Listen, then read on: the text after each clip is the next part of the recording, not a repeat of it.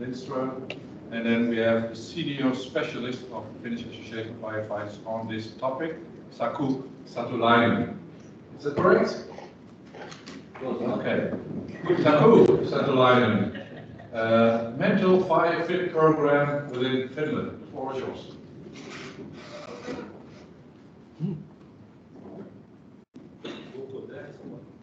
I saw that Torbjörn said you don't need an introduction, so the floor is yours. Step aside. Presentation of the Finnish. This is not the right one, no? No? Okay. This is which one? Stand over there, or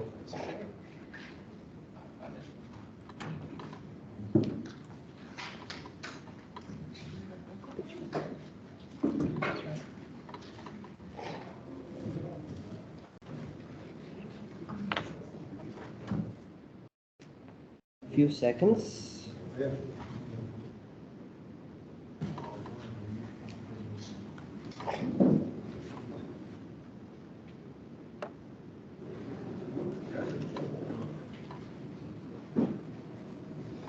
Okay. Presenter.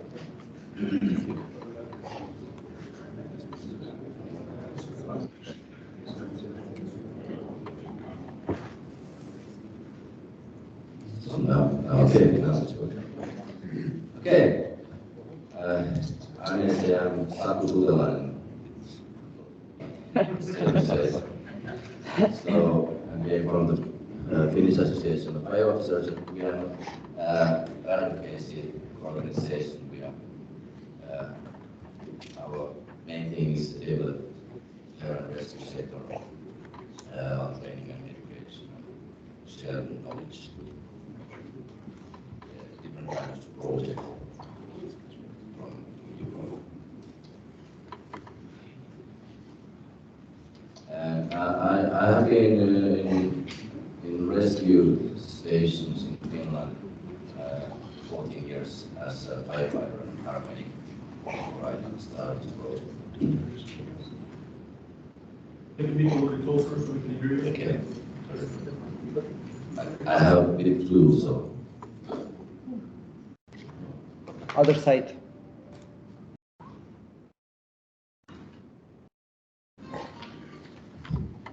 Okay.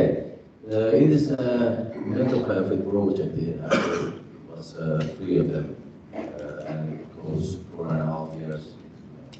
We compare physical and mental strength. And as we all know, the physical part is well known in fire and rescue sectors. But what about our mental health? Or how do we take care of our mental strength? And everyone knows that we have a very difficult situation where we go. And also the stress reactions are very many kind of, and it affects us not only in the shifts, it affects to those situations where we work and with patients and their relatives and so on. And we have developed different sessions how we manage those effects or symptoms.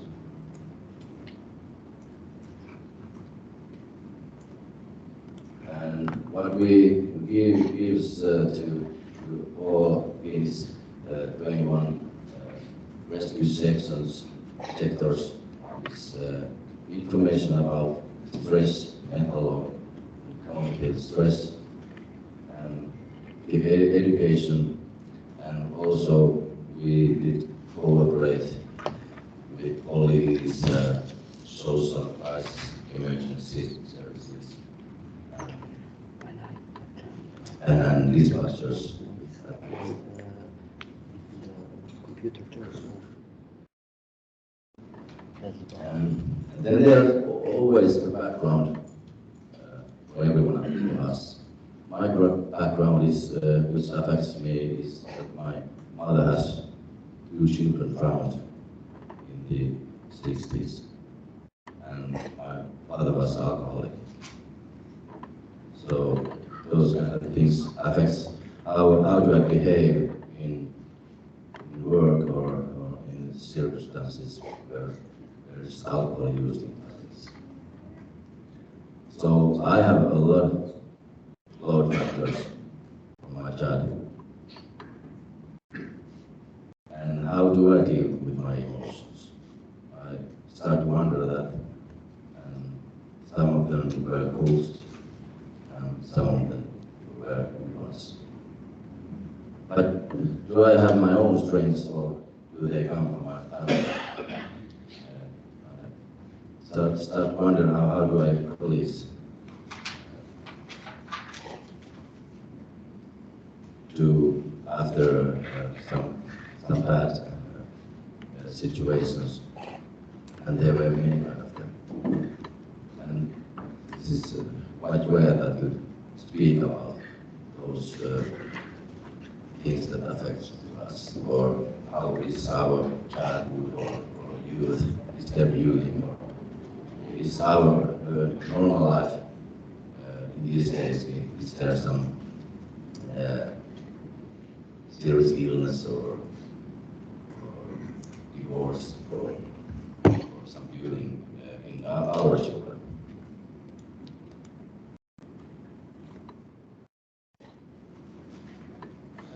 And then there are 3 parts of the affects, and that's easy to remember, because those situations affect our minds. There might be some triggers, flashbacks, sleeping problems, nightmares. Then they could affect our behavior, how we manage anger, anxiety. Is there some isolation? Do I feel guilty, shame after those tasks? Then how those circumstances where we work affect our body. Have we got chest pains or stomach headaches or something like that, or some back problems? And then I think it's a bit rare to speak about those close call situations, and sometimes they are even worse for us because there's no end. If somebody dies, you manage them, you talk about it, you could get help. But if someone still goes on in our mind, then we don't know what happened. So we talk different kind of ends that story. And those stories are always not so nice for us or close ones.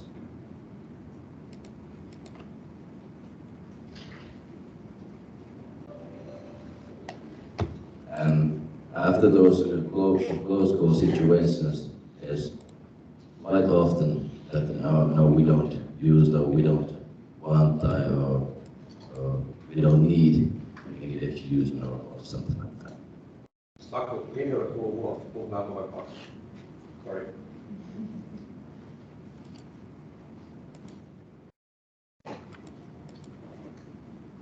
Right. Diffusing, I think this is quite normal in many rescue areas and sectors. But what is good about this, that it gives firefighters and paramedics signal that you are caring. The organizers gives mental support. And we have those post-critical incident seminars, and There's participants told that there wasn't any diffusing. Does it help? We don't know, but it gives signal that somebody cares for your organization. That's why it's important. And it gives awareness what has really happened in those bad or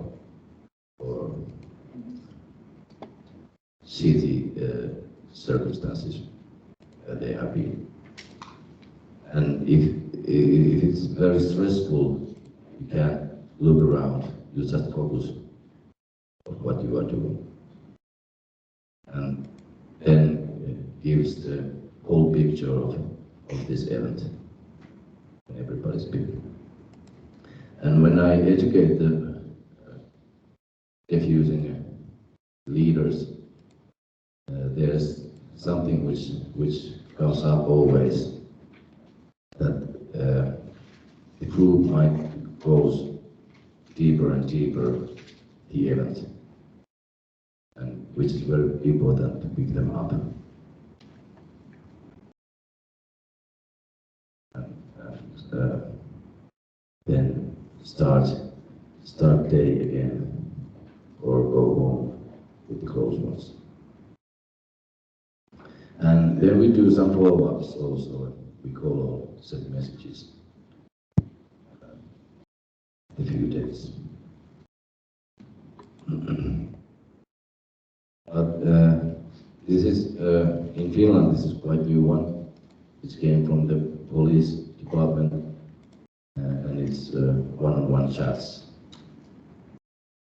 with peers. Good one in this is that they might go much deeper in discussions, but they could be arranged whenever. Diffusing is after a few hours before you go home. The one-on-one chats could be arranged after a few hours, after a few days, after 20 years. We have.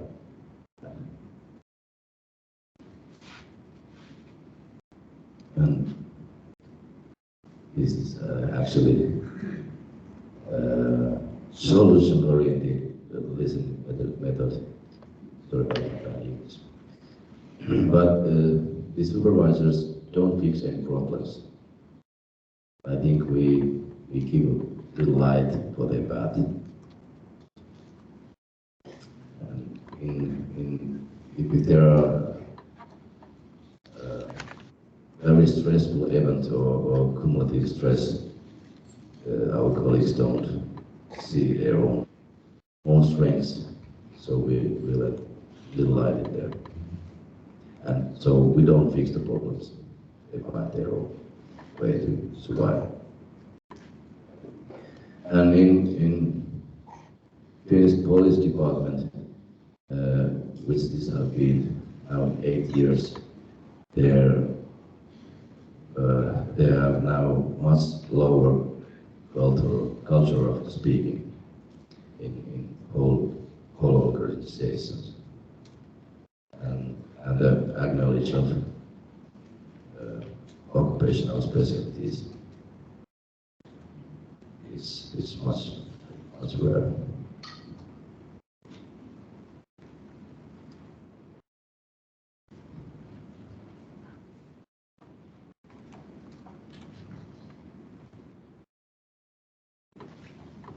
So this 3-day-long post-critical incident seminar is very effective. We have these kind of seminars, or I say better retreats. We have been in Finland 6 of them, and this year we have in the spring, and the participants gives us number of scale was 0 to 5. They give us 5, and now in autumn we get 4.9, and that's very good because Finnish people doesn't give over 4. It's very rare. care to give private or any education or circumstances. But it also, what we do there is they tell their own story why they are coming to this retreat, and then there are peer supports for each participant and the educated peers, and then there are mental professionals and also psychoeducation for stress and regression and occupational specialties also, for example. And if it affects to ourselves, it makes us, I think, better person, but mostly it affects to our families and close ones. We are better fathers and mothers and how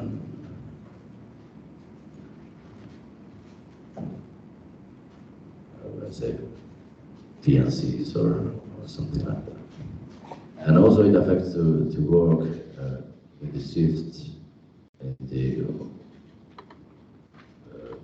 how you work or behave in the hard situations, or how you behave with the patient, for example.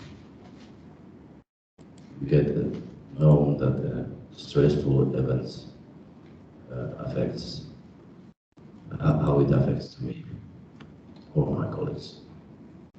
And there's also the three things: mind, behavior, and body.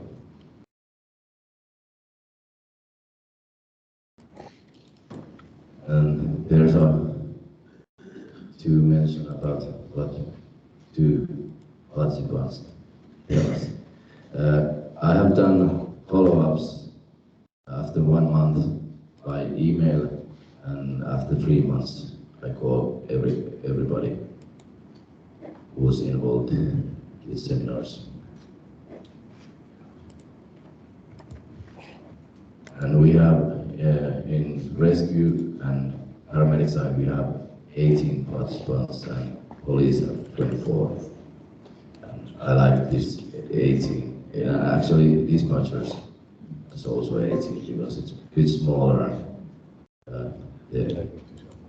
It's, I think it's more kind of family. It's easier to get confidence if there are 18 participants, because there's also, then there are 6 peers, 1 priest, 3 professionals, and I'm the director of the critical incident seminars. There's a lot of people also. And one of the most effective part is, of course, the peer support is effective and psychoeducation, but the psychotherapists use EMDR, and that is very good part of these seminars. And it can fix those visions from your mind, those bad circumstances where they have that keeps going and going in your mind, what triggers or aspects.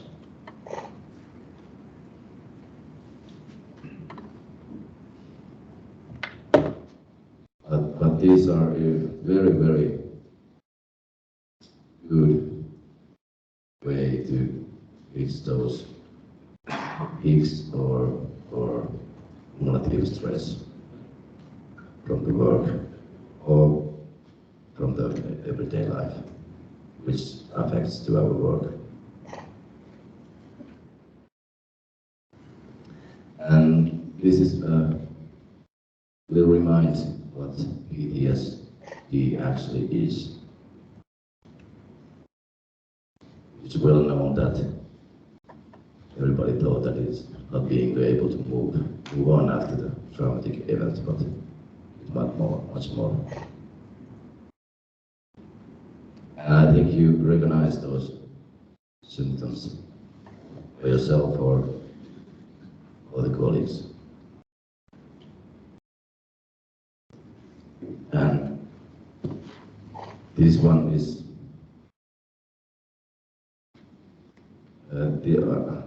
make me worried about my colleagues, because there's a lot of self-destructive behaviors or hobbies with my colleagues.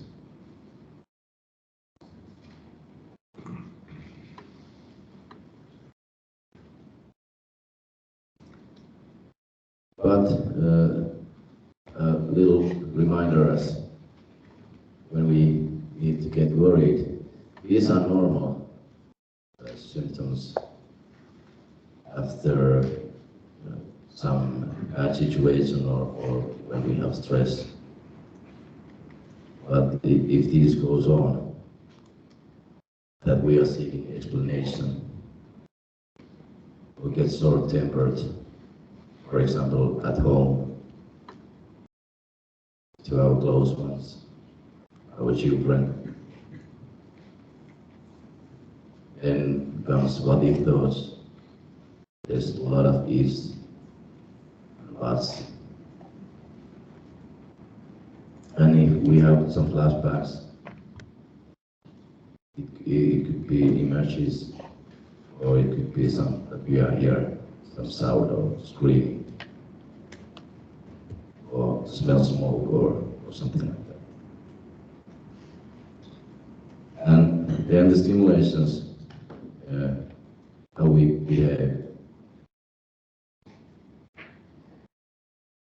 We have, or may have, I do, difficulties to focus, for example, reading. And then comes some addictions, for example, sport or sex. And I think in rescue workers, this emptiness is quite similar.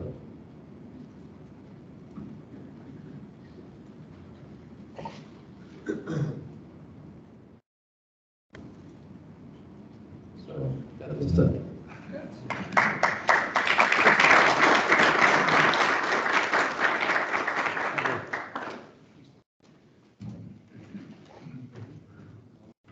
Thank you, Saku, for this presentation on mental health problems. Are there any questions at this moment for Saku?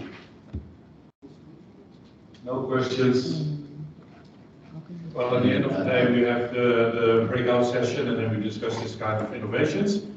But there are no questions at the moment? I can. No? Saku, thank you. I can turn off the background noise and. Sorry. You were talking. Martin. You were talking. Thank you very much for the presentation.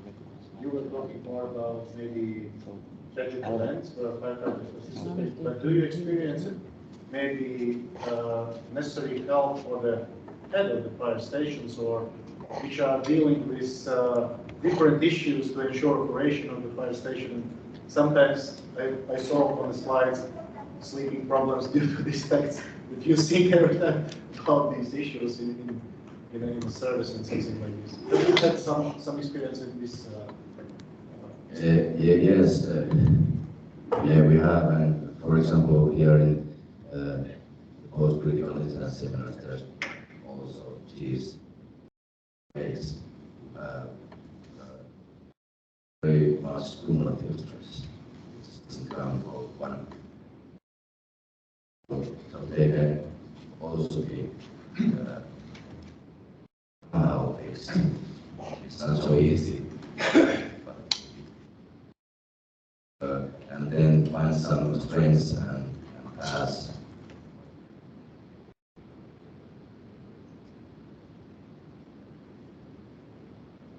Also positive way.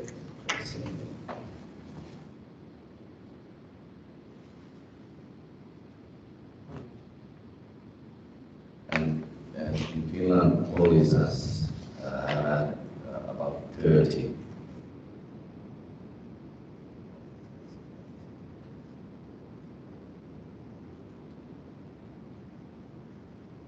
Yes? Any other questions? Pedro? Thank you for this presentation. It's probably the big issue which we are solving in each fire brigade.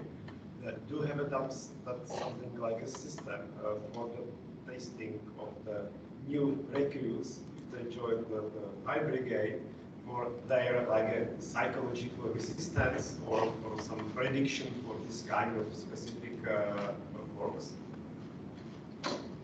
That's a very good question. I think it's going in another direction because we don't have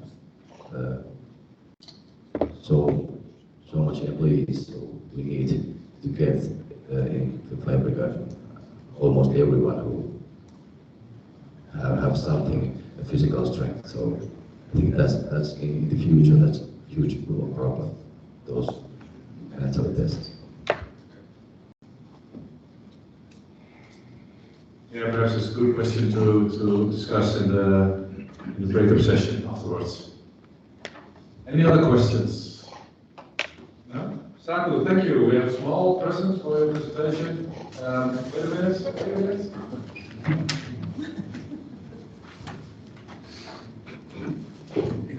Thank you for the presentation. It's a small present to take back to the Thank you.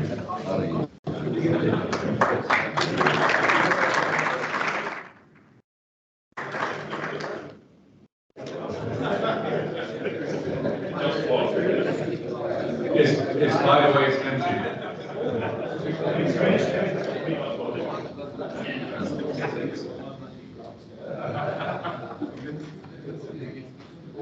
You don't have small bottles of preparation.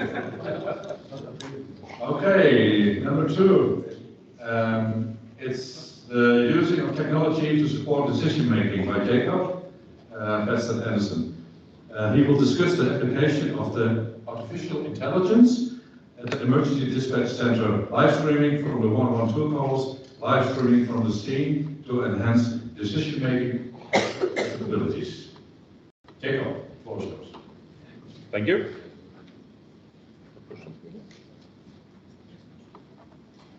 Yeah. Yep. Already technology failed. Perfect. Thank you. I hope you can hear me, everybody. I'm here to come with a small contribution from Denmark and how we've been working with some tools to qualify our decision making in terms of incident command and also about around the operation and dispatch center and it's actually in my own fire brigade. So I hope you bear with me when I try to talk a little bit about what we are doing there. But what I'm going to talk about is not new technology. It's technologies used in different sectors, different industries. But I think the new thing for us is actually bringing it into the fire service and bringing it into our decision making and how to qualify our decisions. So I'll take you through what we have done and what benefits we do see here. But we need to go into the dispatch center to the in Copenhagen. When you call 112, you come into my organization, the fire service, and the fire service, we receive all 112 calls, no matter whether it's for the police or for the ambulance service or the fire service. So there's a lot of tools that we can use to qualify the caller's problems. But actually we have for several years been using pictures, live pictures from our vehicles, from the engines, to bring the pictures into the command center. So now we're just thinking, could we use this to bring the image of the caller, the one who needs help, bring the image into the dispatch center? Because often when people call 112, it will be the first time in their life they call 112 to get some help. And then we try to talk with them on the phone, trying to explain what we need of information. So actually we were talking about how could we bring the pictures, their eyes, into the dispatch center. So I'm going to show you a little bit how we use live streaming in our dispatch center in our incident command as well. And we worked together with it used to be a Danish company, but then the Norwegians came once again, using all the oil money, buying up the Danish companies. So now we're working together with a Norwegian company called Vixlund on this one. So let me briefly take you through it, because when the Call 112, the caller needs to explain what had happened. So this is a fire. Actually, it's a picture of a fire, not a very big fire, 90 flats burned down. So we didn't do very well, but it gave some nice pictures. But the caller calls in, and when we have them on the phone, we ask the caller, could you help us? Then we send them a text message to their phone. All calls come by mobile phones today, but not many calls by wire phone. So all calls from mobile phones. Then we send text messages to them, and they accept this text message, and then they allow us to take over their phone and bring the camera from their phone into our dispatch center. So now we have the caller on his phone giving us pictures from the scene. So this is actually live pictures from when the first caller saw this fire in the roof of this building.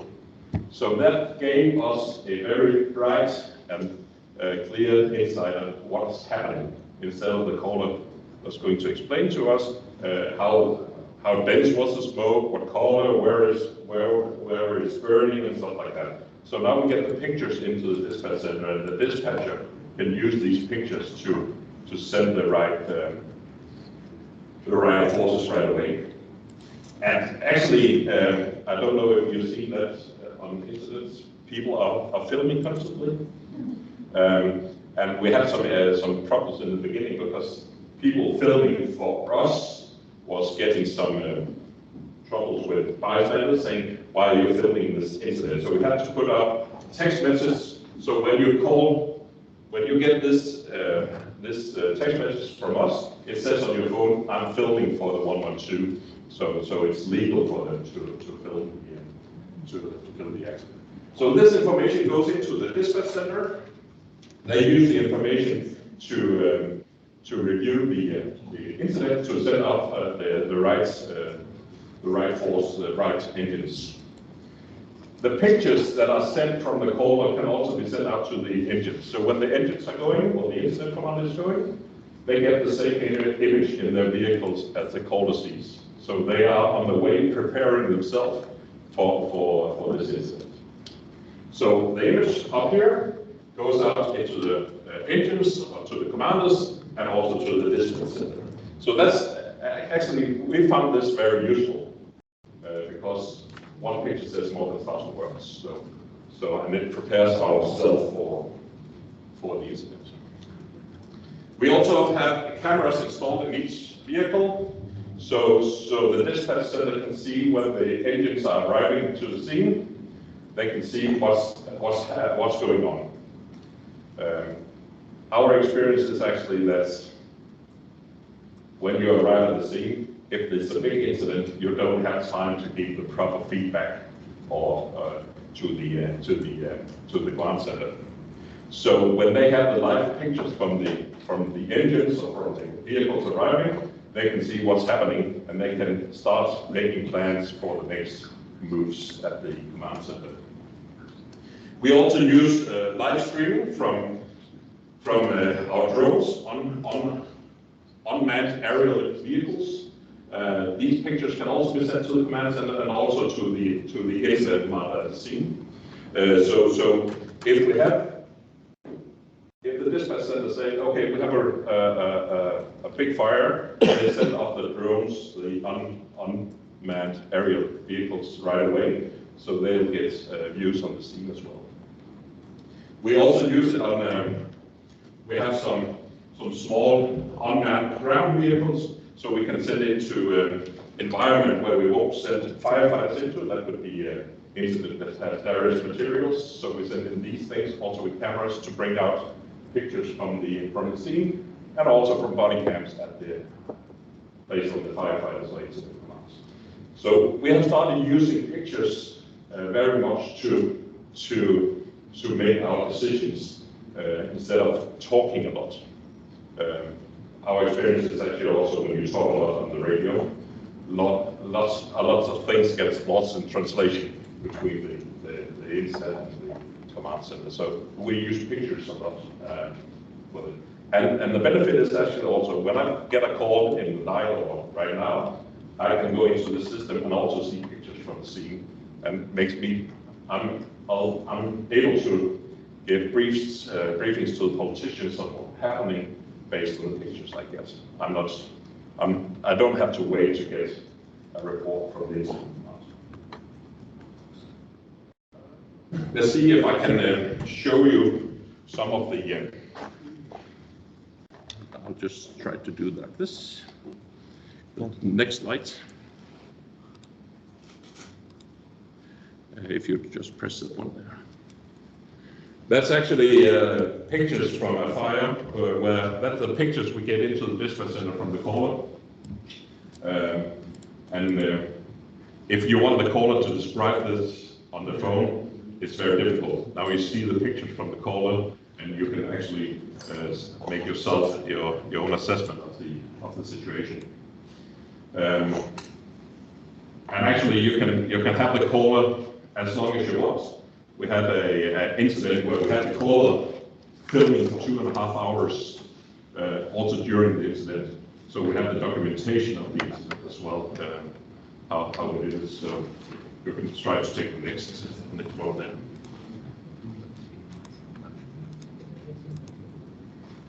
So she just put the phone up in the window, and then she went doing something else. And for 2.5 hours, she filmed the incident for us. So that was also cool. It's very good when we evaluate the incident afterwards. Next slide. Yeah, next slide. Yeah. If we can. Yes, we can. Yes. Okay. Yes, that was something about live streaming. Another thing we have put into place at the dispatch center is actually artificial intelligence. It's not because we're not intelligent enough, but using artificial intelligence helps us in different matters. There are artificial intelligence that can listen to the call to figure out if there are signs of cardiac arrests. Also, the dispatcher will hear there's cardiac arrest, but there are also sounds connected to a cardiac arrest that artificial intelligence can listen to. So if the artificial intelligence hears different sounds or different phrases, they say, oh, that could be a sign of a cardiac arrest.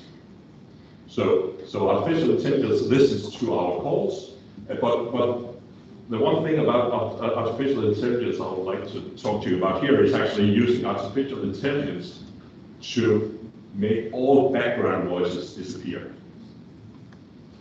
My wife says she wants that at home as well, but actually, it's when you use this technology, it's not just like having a sound technician sitting there actually adjusting the sound 100 times per second to sort away all background noises. So when we asked our dispatchers what was the biggest problem being a dispatcher, that was often all the noises they get when they talk with people on the phone. So when they get a 112 call, there's always a lot of background noises, babies crying, traffic, alarms, stuff like that. So we teamed up with a company trying to figure out if we could use artificial intelligence to sort away this noise. And you can see there what our employee says after we have introduced this. It's something about the work environment, but also about getting the exact information out of the caller. Yeah, as I said, it's just like having a sound technician sitting beside us and adjusting the sound up to 100 times per second. And actually it can filter away all unnecessary sound. The system you don't need to ask me because I don't know. But it identifies what is speaking sound and what is not. So it takes all other things away except from the sound of the caller. We have some examples of it if there's sound on this. We'll take the first one. 7 years ago, our fathers brought forth on this continent conceived in liberty and dedicated to the proposition that all men are created equal. Now we're going to put in the shopping and take away the background sounds. 7 years ago, our fathers brought forth on this continent. And when they call, they start off by having the background sound, and then the dispatcher can put in different levels of this sharpie to filter away the background sound until they have a sound where the background noises are gone. So yeah. And 7 years. I think that's. If you want to hear from yourself, then you can download this application. As I said, it's not new technology. We have just taken the technology and adapted it into our dispatcher to take these things with us. And this is a Danish company. Until the Norwegian finds that out. So thank you.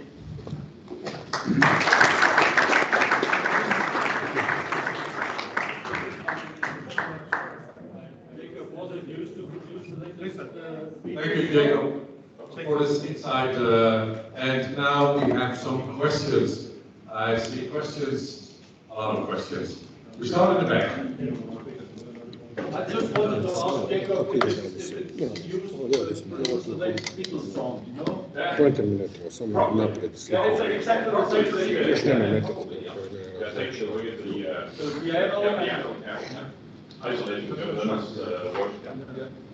Okay, we have a mic, so if someone has a question, we hand over the mic so we can hear all the questions. Ken's doing. Thank you for your presentation. I found it very interesting. I have actually two questions.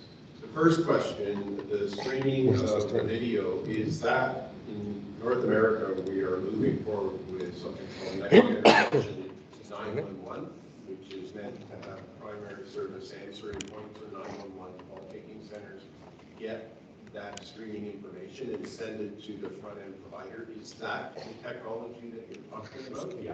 Okay, so my question subsequent to that is, have you considered using the AI to be able to filter the information for the front end providers? Because one of the concerns we have, because we haven't got it available yet, but one of the things that I've raised as a concern is the ability to filter all the information for the front end responders. So they're going to have their pre-plans, possibly, building schematics, videos from callers, prompts from the dispatch. Are you considering using AI to say, this is actually very time sensitive information and move it right up to the front of the queue and pop it in front of them either visually or verbally, whatever would make the most sense? Yeah, it could be a very interesting consideration. We're not come there yet. We're putting in human intelligence instead. So actually the dispatcher filters the information that goes to incident commands. Also the drone operators filters the information. But if you can have artificial intelligence do that in the future, that would be great. That's Okay, thank you. Any other one with a question? Thank you very much. My question is that you said that you requested the caller to switch on the camera. And how did you bring that live streaming or pictures from the scene to the incident command center? The system is actually, we send a text message to the caller because the caller needs to accept us to take. It's only a legal. Yeah, and that's the GPER. Yeah. it has ruined a lot of good initiatives, GPDR. But when they accept that, we get the information, they accept having the information sent from the call to the dispatch center, and then we have technology at the dispatch center that can send the information out to the It's a kind of interface. Yeah, exactly.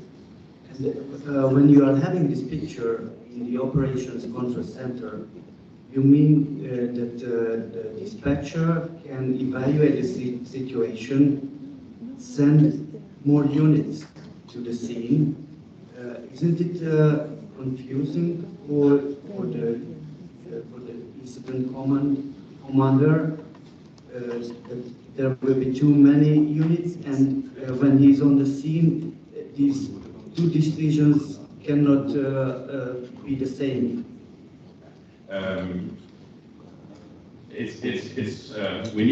We have to train the incident commanders because firefighters, we are very used to having things in boxes. If you have a fire in a flat, in an apartment, there's a response.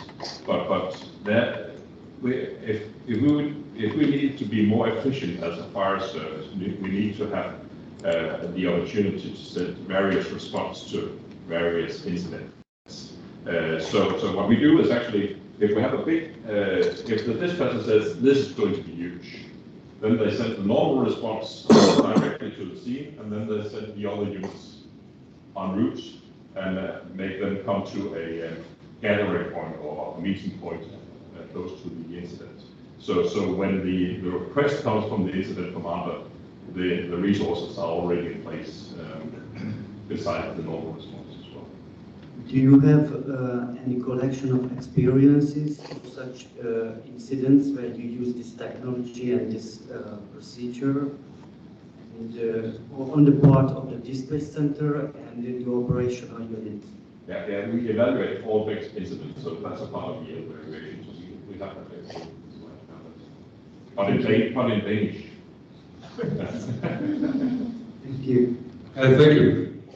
Also, it's just to support Zoltan, so just for colleagues in the room. So in England, the emergency number is 999. In the West Midlands, we've used this, it's called 999i. We've used it for about 3 or 4 years.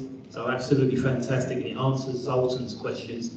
Our control operators use it for exactly the same reason. So they will mobilise additional resources on what they see. But in answer to your question, they inform the incident commander en route that we've received 999i footage, and they send it to the incident commander as well. So whilst we may have mobilised 2 resources initially from the call, once we've seen the 999i footage, we supplement, so we augment the supply and the resources going to the incident. And likewise, as the Chief Fire Officer, I'm also sent 999i footage. So whilst I'm monitoring an incident remotely, I can also see the footage as well to see what's going on at the incident before our drone operators get there. So something we've used for about 3 or 4 years in West Midlands Fire Service.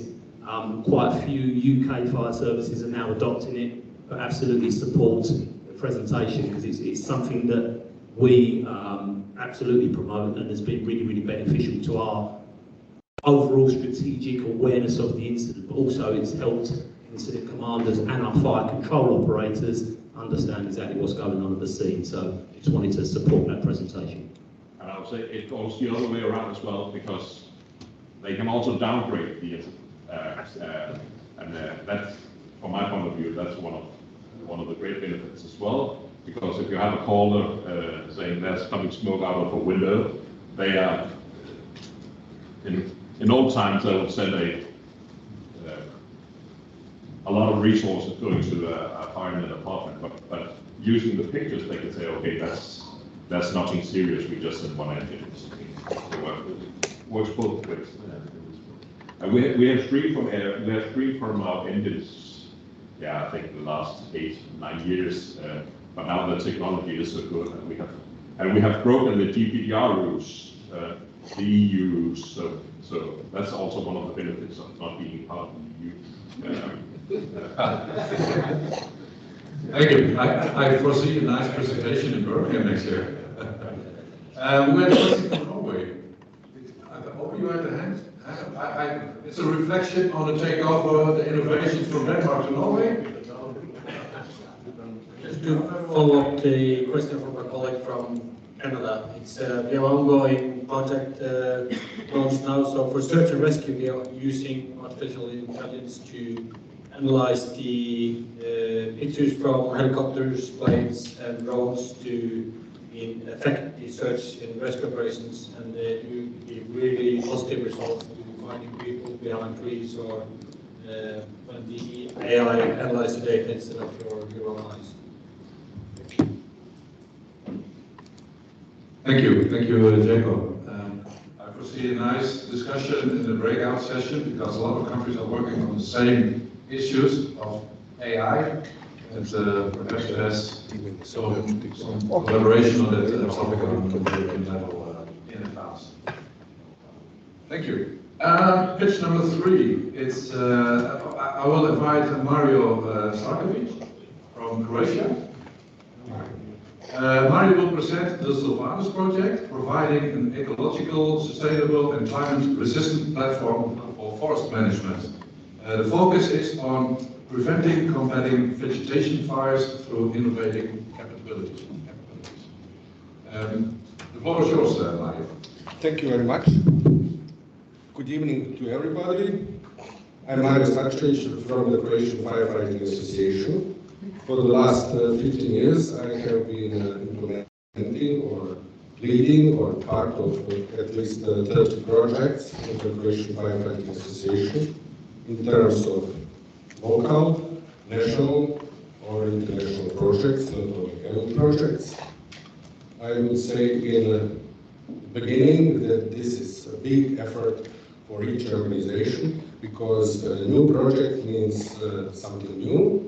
And something new is something different, and something different is problems, and problems have to be solved. So nobody wants to have problems, and you have many issues you may implement among others projects. And I will tell you about the small project of the Croatian Firefighting Association, but a big project of FEU regarding vegetation fires. I would say also in advance, we say vegetation fires, we say forest fires, we say fires in the open, but we will understand each other, or wildfire. For us Mediterranean, it's more or less the same. That means something that is horrible, that affects your tourism, mainly in Croatia, but your whole country. And I would say only this, we are one of the most endangered countries in the world regarding wildland fires. Because, for example, 2002, we had 120,000 hectare burned area. It's not much if you see Canada or Russia or USA, California, I don't know. But if you see that we have 56,000 square kilometers, this is more than 2.5% of Croatia burned down. And we say this year we are very happy, we have only 30,000 hectares, but this is 0.5% of our area, continental area. We said we have also 30,000 square kilometers of sea, but the sea is not burning. So it is a big issue for Croatia, for other countries like Greece, like Italy, like Spain, like Portugal. And this issue is affecting us for more than 50 years. I'm now working in the Croatian Firefighting Association for 30 years, and everything that happened in Croatia was more or less in Croatian firefighting connected with wildland fires. But now I will talk about the project for itself. Next, please. Oh, yes, here. In general, I would say, Link, you said about something about the Links project. Dieter was talking about it. We have now more, I think, 25 million euro we have in our project. Croatian Firefighting Association is only a part of this. And as you said, 25% of our money that we get, we can spend anywhere we want. This is good for us, and the Croatian Firefighting Association is spending only 150,000 euro for this project, and we get 100%. Other companies, the companies that are participating in the project get 60% or 70%, but they are very happy about it. What is very important with this project, it is not only one project. We can go next slide. It is not only one project. Next.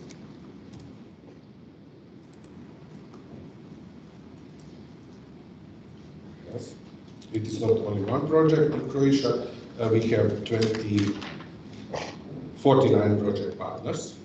That means it is a horrible thing for the leading partner to coordinate all these activities.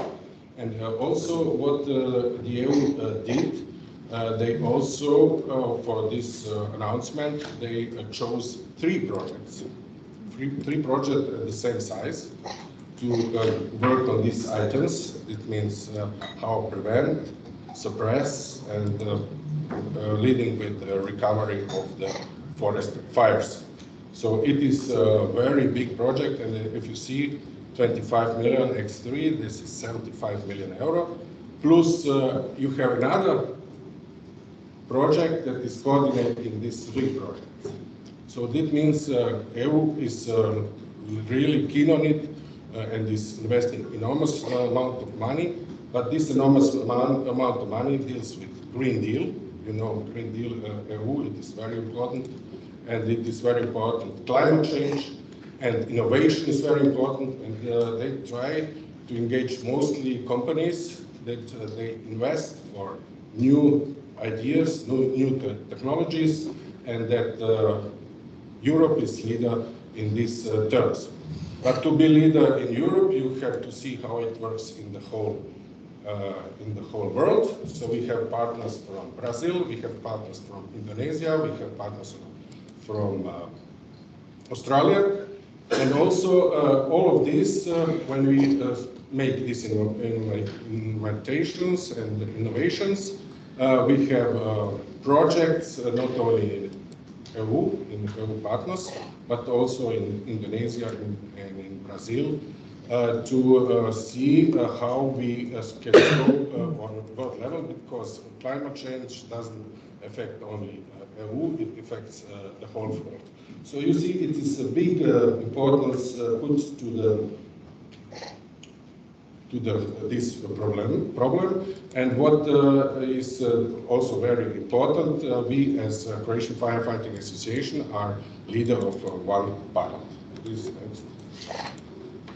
So I wanted to point out, you see each project works in working packages. We have here 10 working packages. Here are the first ones. You know, in usual, each EU project, who is not familiar with projects, first project goes with project coordination. The last working package talks about public relations. But what is very interesting, the prevention part, this is working package 2, 3, and 4. They are very much working with prevention. We say the project is phase A, and you see all these activities worked on prevention. That means we have something different than earlier about suppression. This is very high intensive activities on prevention, how to prevent fires, how to be familiar with all the alarming plans and rescue plans and everything else which is connected with this. I will talk about this later. And then suppression is working package 5. And the other working package 6, 7, and 8 are, 7 and 8 are recovery. Recovery is the working package 6. So we have only one package for recovery. And also we don't very much, we as firefighters deal with prevention and recovery, but it is very important for the EU how if something fails, what to do with recovery.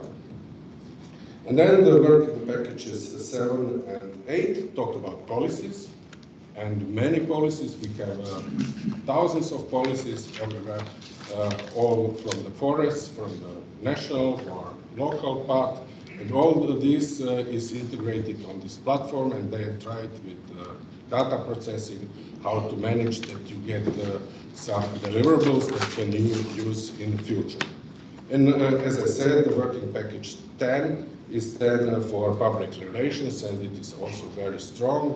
We in Croatia made many activities in publishing this EU project, and it is going on now in monitoring. Today was the last day of monitoring. They said it's okay. We had a nice review because different than to other EU projects, when you come to the half of the project, they estimate everything. They don't want to go on with the project if the European Union wants to see what each of these 3 projects has achieved, and then we go on.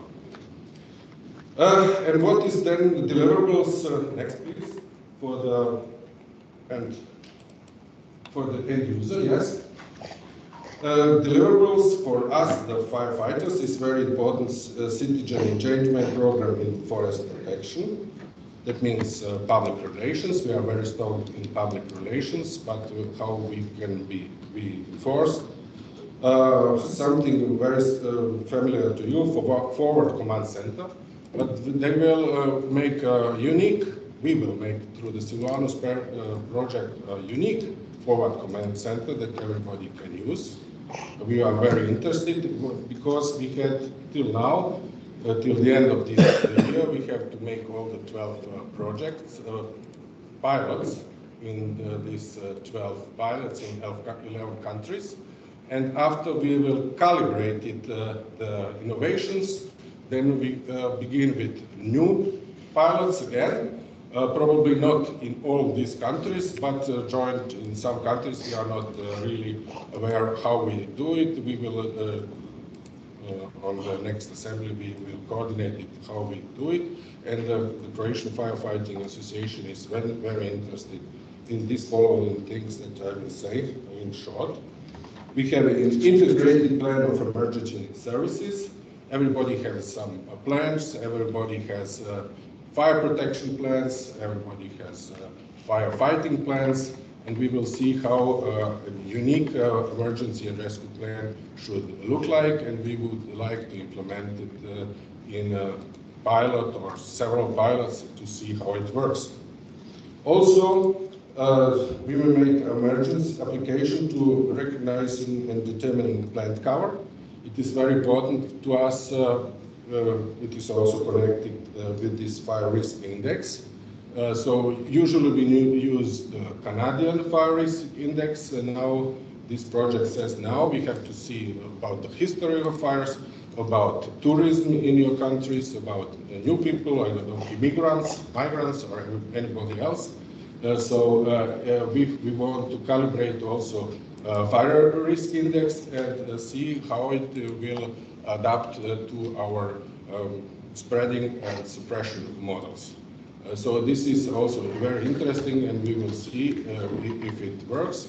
And if it works, it will be a step forward in our activities that we exactly and better can see the land coverage, and according to the land coverage, the spreading model, that it will be the accurate as possible. Also, we have these many companies with the coordination and new activities with UGVs and UAVs, that means ground and aerial vehicles. And one of the project is Mesh in the Sky. And I say it's a big mess in the sky when we have airplanes and unmanned vehicles and ground vehicles. But they say in the pilot, yes, we are able to manage the mess in the sky to mesh in the sky. And we are hopefully doing it well, and if we do it also, it will be a step forward. And also vegetation fire spread simulators, as I said. Everybody has some spread simulator for dangerous goods. We have also national Croatian spread simulator, but also we are very keen to see what this project will give us in the future. And now we have been also the leader of one of the pilots. We say pilots where we first calibrate these new innovations and see what is happening. So we had hundreds of firefighters, we had hundreds of spectators, we had companies with ground robot provided for Timon, it doesn't matter, and different ground robots and firefighting plane, and we had mesh in the sky, and we had fire detection cameras and so on.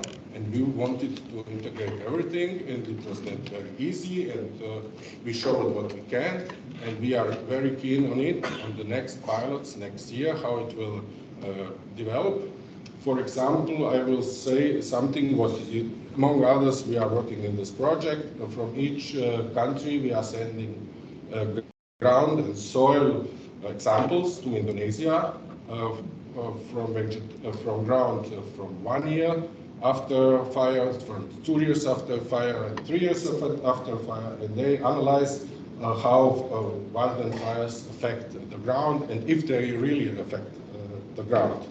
And many of these other activities that are very important also for us firefighters, because it's the best that we come to the level 50 years ago that we don't have any big forest fires. I will say in the 80s we had about 1,000 fires per year, and it was very, very much. Today we are very happy if we have 3,000 or 4,000 fires per year. It means it is extreme number of fires that we get in the years more, but with some suppression activities and new technologies, airplanes, as we heard, we managed to have it under control. But in the near future, and climate change is really coming, we are not able, if we don't implement such big projects like this Vanus and other projects that are going on, and that the whole people and everybody, the whole Europe and the whole world will be, if they are not aware of this strategic problem, we will have extremely big problems. And I will not say something that most of you don't agree, but many parts of the world will not be inhabitable if we don't fight strongly with all our strength against wildfires and climate change. So this was a short overview of this project, and I hope some of you will join our pilots. You are welcome if the Croatian Firefighting Association will be host of the next pilot. If you are willing, you can come to the pilot and see how the calibration and the implementation of the new innovations will be. Thank you very much. Thank you, Mario.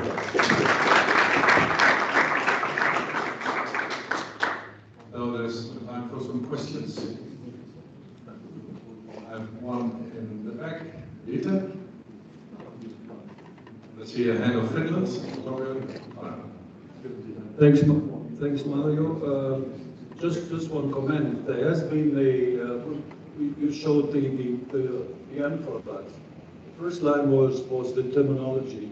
There has already been a research project with terms and definitions on wildfires, which used to be on the FEU website. It disappeared, unfortunately, but I still have it on my server. So if you're interested, it was a project run in Greece, and a lot of terminologies were accepted. And I think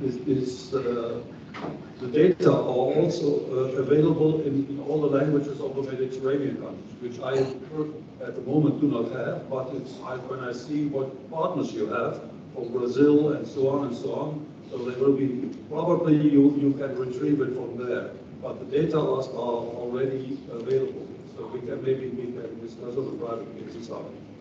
Yes, thank you very much. It is a question or not, but I can answer.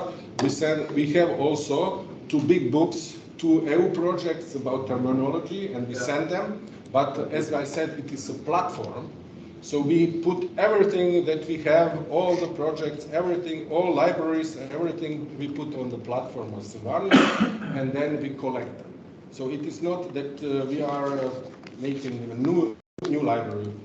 Probably you misunderstood. It is a platform where you can get information from everything that has been done till now. And another comment, in your project you had 40 euro per hour per month. We have 9 euro per month in Croatia. So it's an item for us in the future that we come to your level. Thank you. Any other questions? It's good to mention that all these pictures, all these innovations, including all information, will be on our website from next week, I think. Yeah, from next week. So all the information on these pictures will be on our website next week. Thank you, Mike. Then pitch number 4. Reorganization and innovation of the civil services in Luxembourg by Tom Barney. Tom will share Luxembourg's experience in reorganizing all public rescue actors into a nationwide and unique organization, the Luxembourgish Fire and Rescue Corps, highlighting the positive effects on daily missions. And Tom, the floor is yours. Yes, thank you very much for the introduction. So, dear colleagues, I'm very happy to talk to you today about this subject. I think in many countries all over the world, rescue services have to deal with more and more complex challenges and are discussing how it can be improved. And therefore, I'm happy to share our way, the reorganization that we have done in 2008 in Luxembourg, which at that time our former Minister of Interior had called the reorganization of the century, so it was for Luxembourg quite a big thing. And I'm happy to give you some insights on what has been done and what we have achieved by this way over the last 5 years. To start, I will give just a few facts about Luxembourg because it's important to understand the context. Luxembourg is one of the smallest countries of Europe, in the heart of Europe, next to Germany, Belgium, and France, which was quite in favor for the organization because we are very small, so there are small ways to know each other. But on the other hand, it was also quite a challenge because if you know each other and also in such a small organization, one voice can have much importance. Like for example, if you have one mayor who has a loud voice, his voice is very good heard also on all the other levels. So that was one challenging thing. And on the other hand, as we are also dealing with the reorganization on a country-wide level, it was not only the internal reorganization, but we have also to deal with the on the national level, like we have the involvement from the local mayors to the Prime Minister, on the political balance, on the financial aspects, but also on the international responsibilities that rescue services has, like for example the involvement in the European civil protection mechanisms. All these things had to go in the reorganization.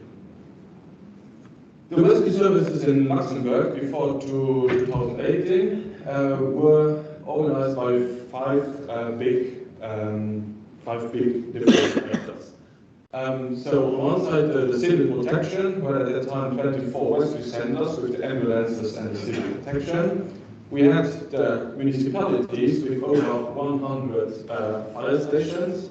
We had the Ministry of Health with the EMS, so the medical service. We had the professional fire brigade, only one that we had at that time of Luxembourg City, and under the head of the Ministry of Transport, we had the airport fire brigade.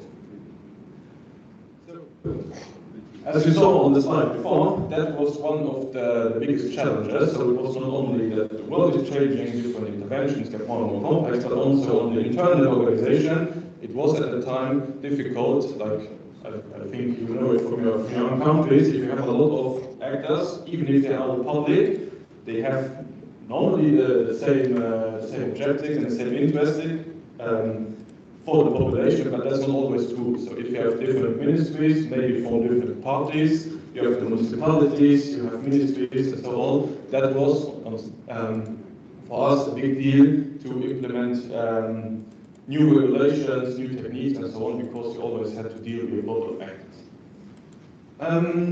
We are here in the FEU, so the organization for the fire office. Just before CGIS, there was no real career in Luxembourg for professional firefighters, only except Luxembourg City, but for the officers, for example, when I joined at that time the professional fire brigade, I had to do the exam as a mechanical engineer, which I'm not, by the way, because there was no exams for officers. So that was also a problem, how you can attract people to work for the rescue services. And for example, if a municipality hired someone to work for the fire services, they were treated like the same way like the gardener or the secretary of the municipality, which is not the same thing. On the other hand, as I said before, if you have many actors, you still need to speak one language, so we had no operational doctrine on a national level before, so someone who's doing his best and trying to coordinate how we do these tactics, how we invent new tactics, all these things. So we had a lot of local innovations and local initiatives, but nothing really on national level. And on the other hand, as I said before, like everywhere in the world, the number of interventions were increasing. You will see it on another slide. And on the other hand, like also one of the problems that I think most countries has was a strong increase in the commitment and availability of voluntary firefighters. Before 2018, the Luxembourg, all the mission of the fire services were mainly organized by voluntary firefighters, except the city of Luxembourg. So this was getting a more and more operational problem if you lose the availability of them. So what have we done? It was, in fact, this was a process of a long period, I would say more than 20 or 30 years of political discussions on all levels. To finally get the way through and have the political decision, now we do the reorganization. I think the concept and objectives that we discussed at the time are also the same that you have in all the other countries, starting by, yes, how will this be accepted by voluntary firefighters, which they still have, from the view from politics, always as special status. And also the question, can we break the mentality? Can we go from a local level, like this is my fire, not your fire, to national call?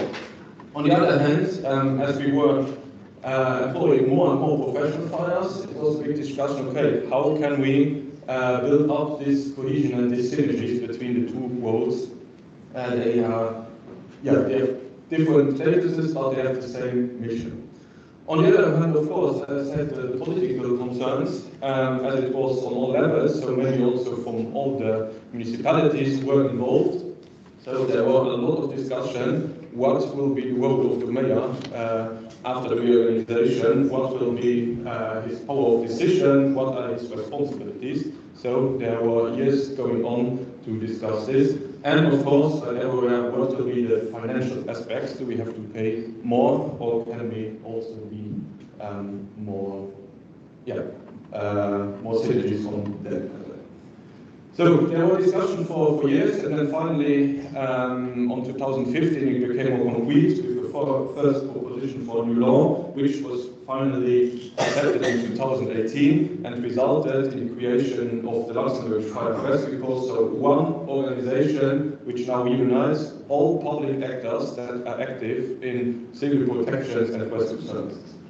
I will show you on the next slide a small video that was produced at that time for the public. We have put internationale Akteure von der Rettungsdienste koordinieren, für dass sie noch mehr effikaz und noch mehr reaktiv sind, aber gleichzeitig noch mehr innovativ.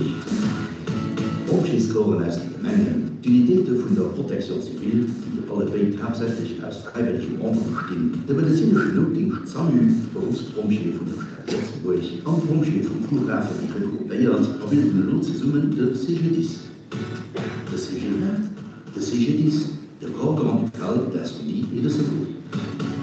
Und die Frage ist, was da konkret ist. Gut vor. An Lebenberuf dürfte CGDIS auf Initiative von den verschiedenen Akteuren im Terrain, die sich ein optimal zusammenarbeiten, mehr Synergien und mehr Effektivität bei den Einsatzbewegungen. Der CGDIS der Hauptmission besteht auf dem Programm, qualitativ gleichwertige Rettungsdienst zu assumieren, an dem die freiwillige Bedarfsstelle optimal unterstützt wird. Die Bedürfnisse diskutiert, die verschiedenen Services und die gleiche Entität zusammenzulegen. Und das ist der CGDIS. Für nach mir effikaz, nach mir reaktiv, nach mir professionell zu sein, aber auch für als Stärken zu suchen zu werden. Das ist ein Projekt, das vom Innenministerium geregelt, auf unanim an der Chambre umgebracht. Die Idee ändert sich nicht viel. Am Notfall durfte die Resonanz werden, wie für uns. Im Terrain werden es dafür Veränderungen geben, oder besser gesagt, Verbesserungen. Wir gucken mal, es gibt diese Monopol zu. Das ist dies, das ECOF, eine Mission, Hilfe. Ein Logo, eine Uniform, ein Pack von Gefährern. Es sind außerdem 4000 Pompiers, darunter 400 Hauptberufliche, 100 Pompiers-Kaserne, archivarischen Traditionen, 10 spezialisierte Interventionsgruppen. Nach Schärfe von CGDIS dürfen unter anderem die folgenden Aktionen umgesetzt. Echtaktion, keine Grenze mehr zwischen den Gemeinden. Pompiers sind nicht in verschiedenen Grenzen gewonnen, die je und ihre Kapazitäten oder dem nur, wie sie auf der Platz vom Einsatzbündnis sind, anerkennen. Gleich an Notziehen kriegen die bestmöglichst Hilfe, und dazu sehr viel möglich. Zweite Aktion, ein strukturierter Kommandokette. Weil sie von den Logen alle Uhr zu den Seitigen kooperieren, gibt die Kippen auf die Seitigen Manier dirigiert, mit einer Kommandostruktur für alle Einsätze. Dritte Aktion, ein ungepassten und neuen Ausbildung.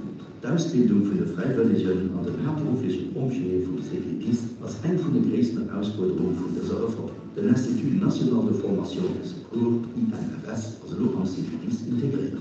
Formationen sind inhaltlich angepasst, und das zusätzliche Branchenführer sind für den Zugang zu erleichtern. Vierte Aktion, Truppen zusammenführen. Die verschiedenen Akteuren sollen aber nicht nur unter einem Namen zusammengelegt werden, mit Akteuren auch unter demselben Dach oder Werk. An dem neuen Centre National d'Astronomie et de Secours, CNIS, die auf demselben Sitz Generaldirektion von Corps Medical d'Astronomie et de Secours, CGDIS, zentral von 112, den Institut National de Formation de Secours, den INFS, an das Centre d'Astronomie et de Secours, CIS von der Stadt Letztenburg, zusammengeführt. Voilà, das sind an die großen Sichtveränderungen, die das Reform an sich bringen. Der Rettungsdienst, das ist ein gutes CGDIS. CGDIS, von der 12.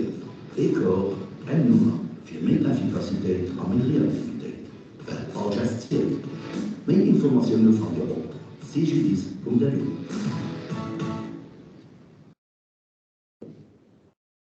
So I hope you could all follow the video, which describes a little bit all the things. Talk for hours about the new organization, but I think the key was really that all the public actors that existed in the country are now in one core united.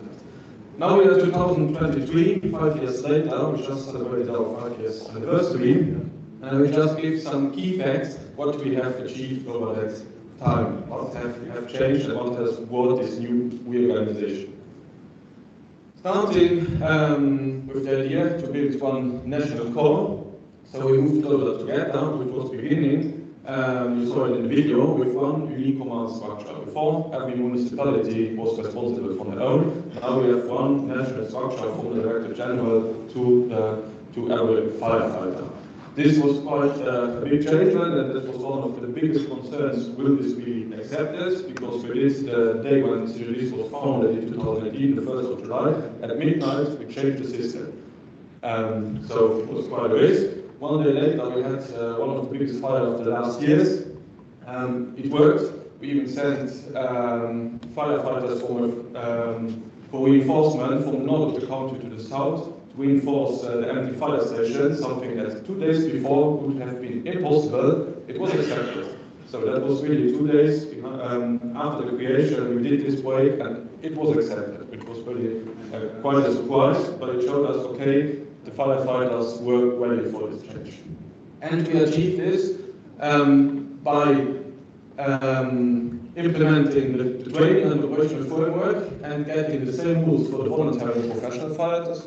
We do not make a difference in Luxembourg. It only depends on your personal competences, what operational function you can take, and not if you are voluntary or professional. And we managed to break old mentalities, but still maintaining the local and national traditions of the rescue services and of the local stations, which is also very important for the commitment of the firefighters. And also strengthen the spirit of the National Corps with new uniforms, new ranks, new element of recognition, and so on. Which was also important that the reorganization didn't come along with an austerity plan, but more there were intelligent investment and fundings that were going in also on political level. So over the 5 years, we achieved to recruit more than 120 new professional firefighters and officers. For such a small country, it's quite a big number. We consolidated our staff of voluntary firefighters, and now we can recruit more than 250 new firefighters, volunteers per year. We recruited new administrative staff. We got more diverse, we got more feminization, so more open for all of the society, which was not the case before. And also, we get more and more stronger for our young firefighters. So we are also on a good way, and we are planning to double our professional forces over the next 5 to 10 years. We built also new capacities, like a national headquarter, really also as a symbol for the new infrastructure, with new training facilities, a new dispatching center, a new police room, and also new vehicles with over 60 ambulances, 35 engines, so and changed a lot. So there was also visible for the firefighters, okay, there is an investment. We got more resilient, which is also important if you see the crisis over last year. So we managed, for example, to implement business continuity planning for crisis situation, which helped a lot during the COVID pandemic, where at the beginning we took over a lot of missions in the name of the government, like the National Crisis Hotline. We did all the logistics and so on, which would have been impossible before the organization. We scaled up the technical and logistical support and now can offer for every firefighter, every fire station, 24/7 support on facility management, vehicle fleet, ICT, which before was always organized 100 times at every fire station on their own. We increased our resilience for the infrastructure, so the greening of our buildings and so on, so really looking for the future. And we talked already, it was in the first pitch, also, one of the most important, we have now much better support for our staff on the psychological aid. We have coaches for personal development, we have the medical support, we have sports coaches, nutrition coaches. So we offer the support to everyone, not only the professionals, but also it's open to every volunteer. This is all nice, but what has to come for the population, because that was the objective. We know in our business how important time is, so I only took now some keys from the time to show you what have changed over 5 years. So with the reorganization, we have become much faster, so the services offered are much faster than before. On the dispatching time, more than 60 seconds faster than before. On the departure time, more than 2.5 minutes, and we are now at the scene 2.5 minutes faster than we were 5 years ago. And all this despite an increasement of nearly 20,000 interventions more, which have increased over this 5 years. And you see it on the cards of the right side. If it's darker, the coverage is better, so you see the changement over 5 years, how we have improved the coverage of our country. So, what would be the final message? For us, the reorganization was a big success. The ideas that were behind to get more synergies, more capacities, more resilience, more cost efficiency, more professionalism have been achieved. This is not only our opinion, this was also approved by a report that has been done by external experts for the Luxembourg Parliament. So, yeah, we are still a very young New organization, there's still a lot of work to do, but 5 years later we can say that we are in the right direction, and maybe there's some idea that we can share with other countries how such a fundamental organization can improve the services for the population. Thank you very much.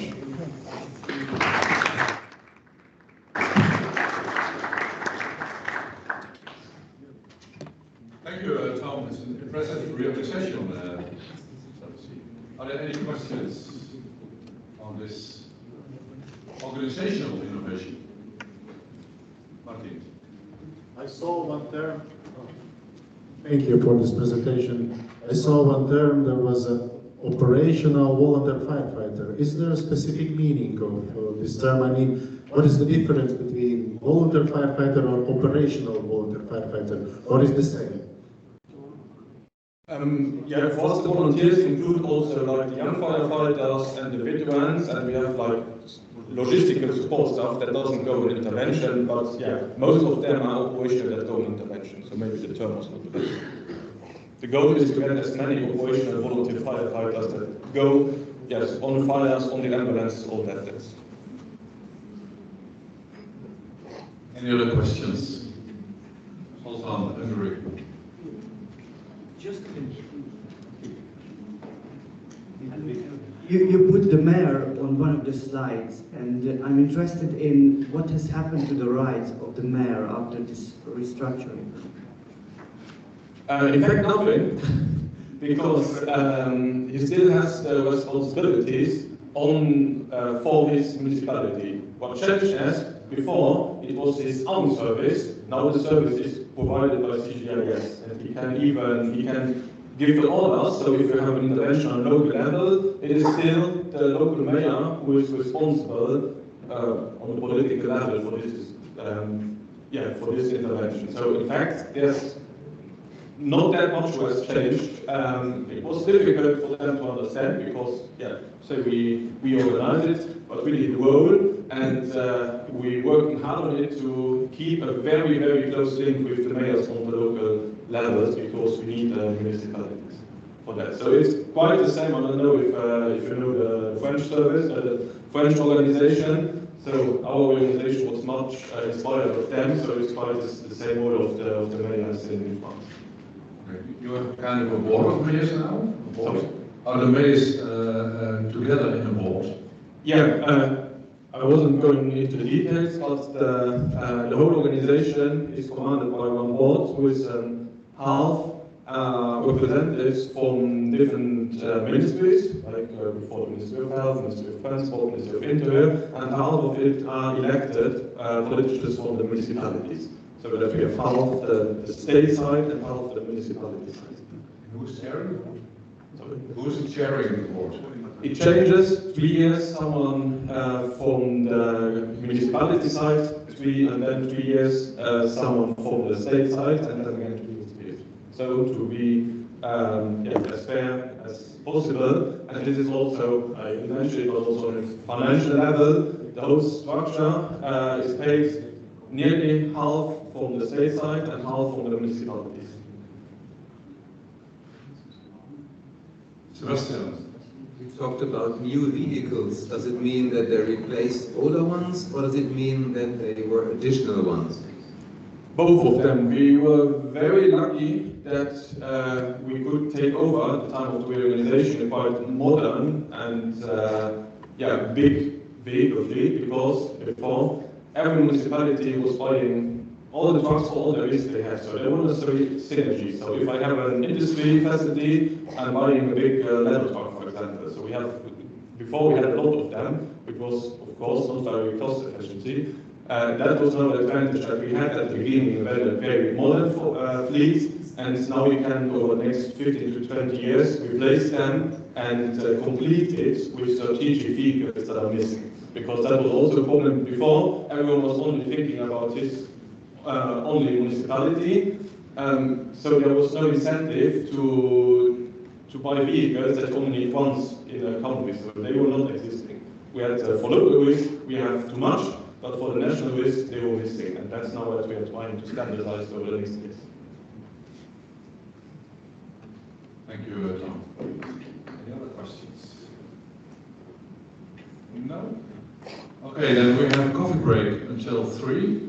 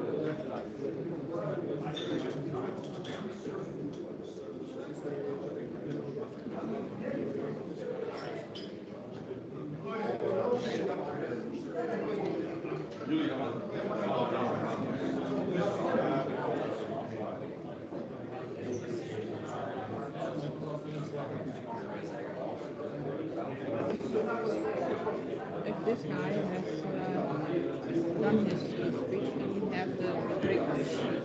Okay.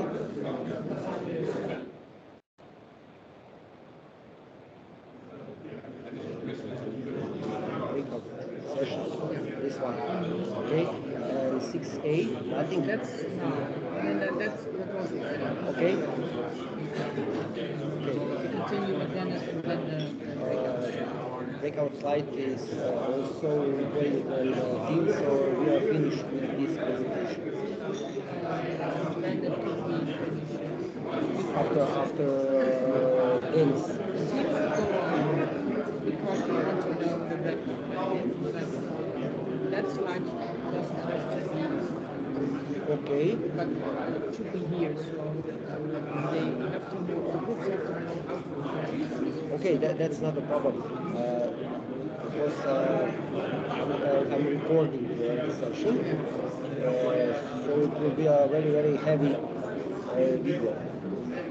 Should I stop and start here meeting, or just open the meeting and stop the recording?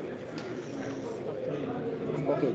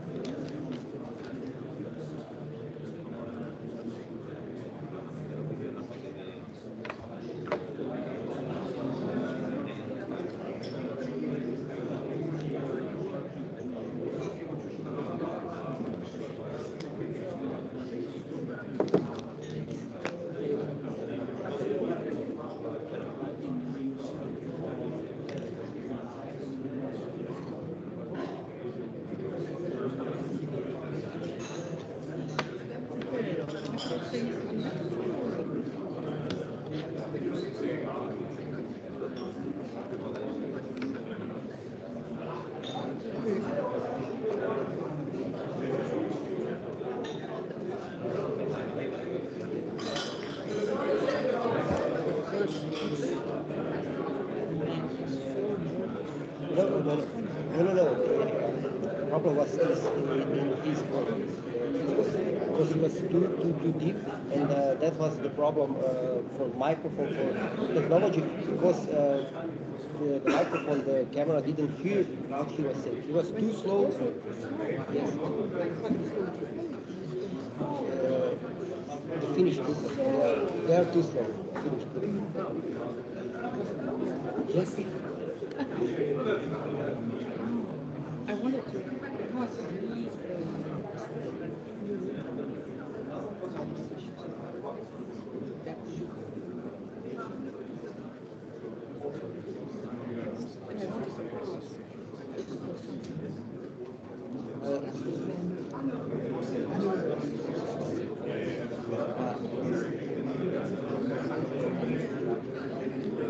because I'm teaching in a firefighting school.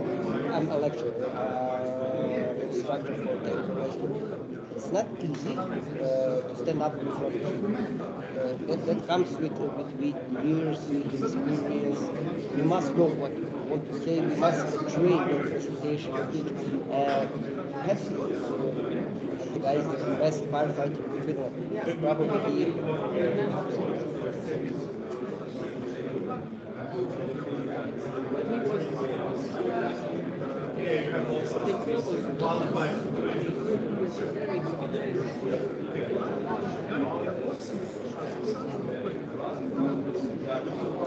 for me, for example, if I have a good presentation in front of this group, it would be, I would be nervous.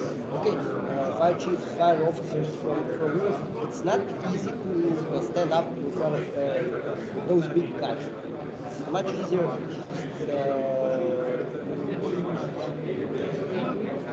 Yes.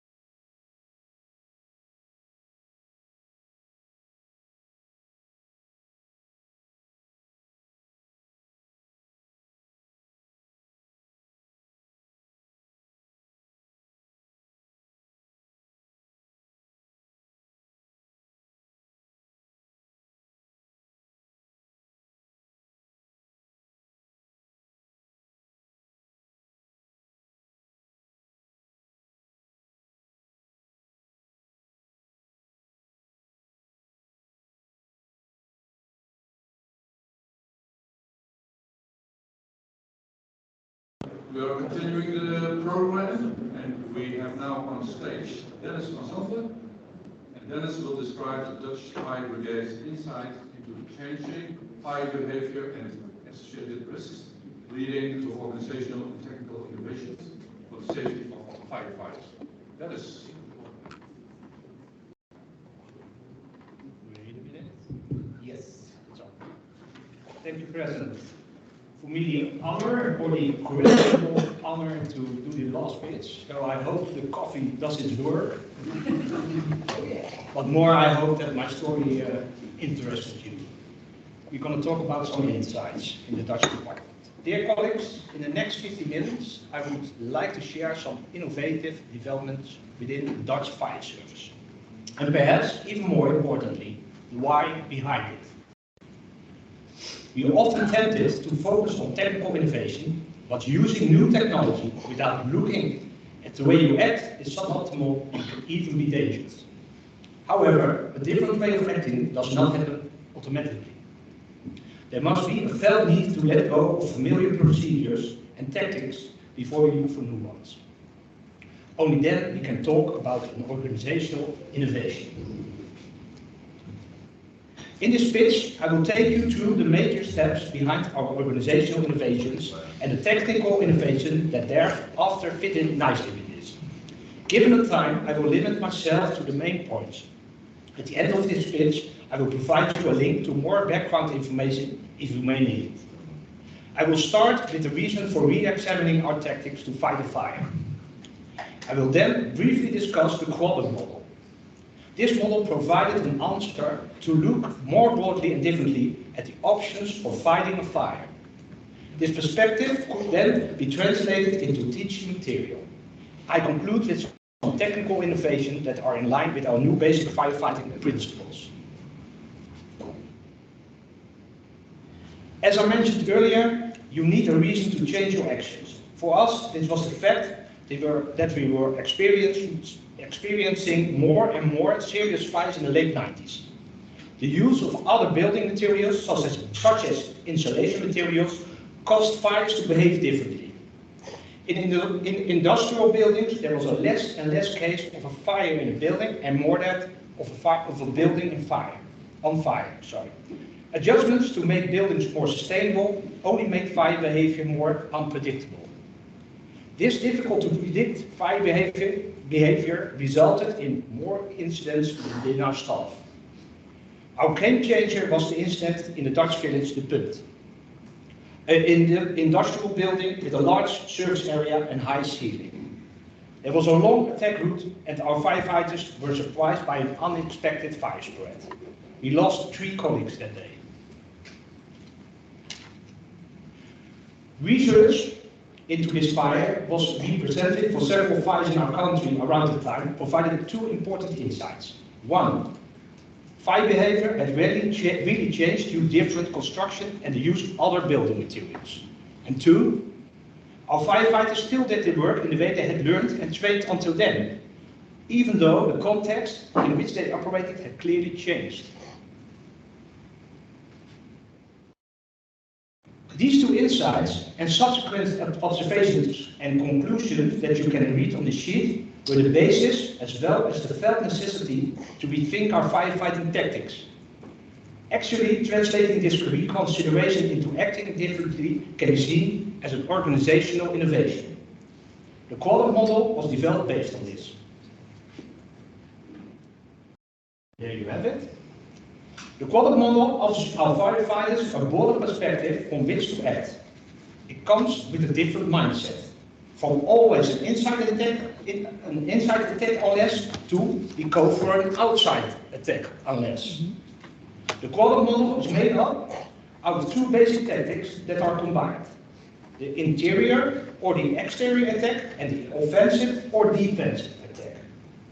Upon arrival, a good reconnaissance is carried out to determine where the fire is located and at what stage the fire is developed. Based on this information, a quadrant can be chosen together with the associated firefighting methods and tactics. I see you thinking, but isn't this a little too simple? Of course, the practice is more complex. For example, the question whether there are still people inside. However, it doesn't matter from the fact that with the use of this quadrant model, you have more choices based on what you find on site. The commander can also choose to switch to another quadrant as the fire progresses. He can communicate clearly about this, and all his firefighters then know that they have to act differently. For example, upon arrival there appears to be 1 person still inside. Then more risk can be taken in a more substantiated manner and an offensive interior attack can be opted for. But if the person is out of the building, you can switch to the defensive quadrant outside. If we don't do this more consciously, we tend to stay indoors too long, well, there's little left to save. And if you can't save much, you want your people to run less risk.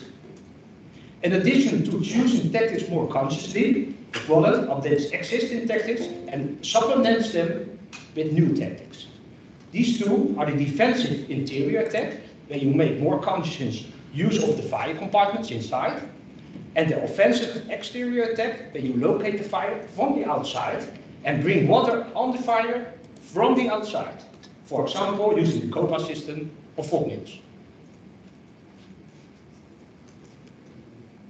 I would like to emphasize that this model is also not sacred, but it helps us to more consciously tailor our actions to what we find upon arrival at the fire. To gain more insights into our possibilities and impossibilities, and to further develop actions within this quadrant model, we have had many studies carried out. You can see a few advanced examples on this slide. Where these studies have been translated into English, they are available for you. I will provide a link at the end of the speech.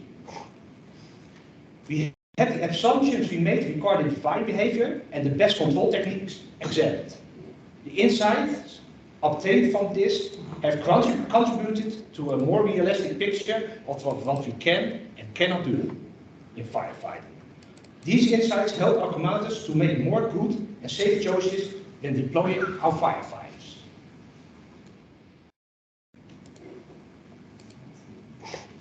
The result is not just for our commanders. All our firefighters are now being trained based on these new insights. Within these principles, the fire triangle, the quadrant model, and all scientific research come together in one approach.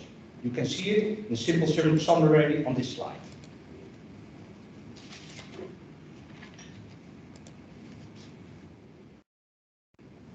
And more insights into how to fires behave, a broader perspective of what we can do, but also what our limitations are, means that we can use technical innovation in a much more targeted manner to make our fire management even safer and better. The upcoming short video gives you a nice picture of the way we are implementing them. It costs a few seconds, but start filming.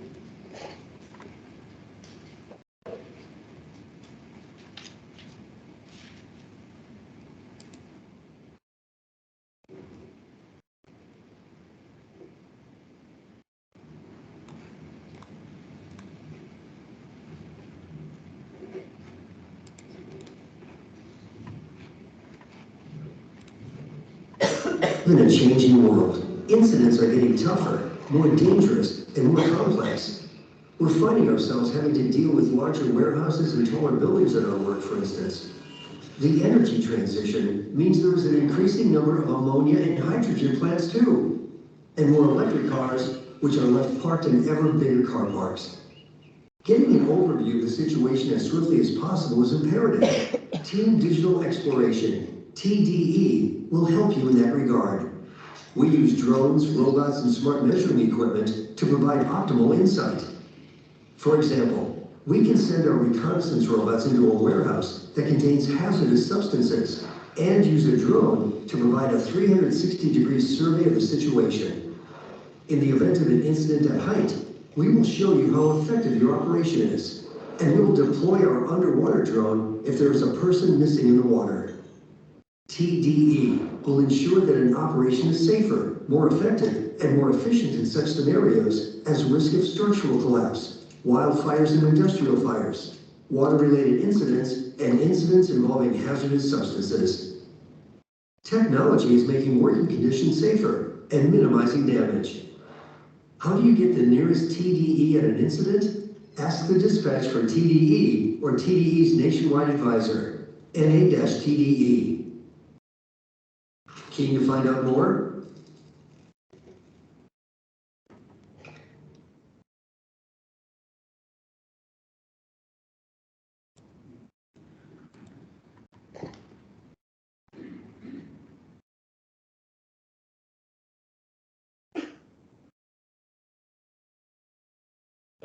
Thank you for your attention. The QR code on this slide is linked to the publication on the subject, and they are all available in English. Thank you.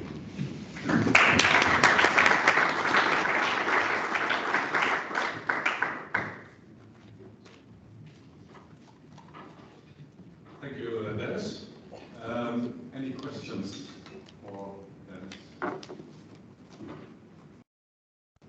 No questions? All clear. Thank you, Dennis. Well, this is the time that we want to go out in kind of breakout sessions to discuss these innovations. And this is the time I think I hand over the control to Anna, because we are going to split into groups, and as every group have a discussion about these innovations.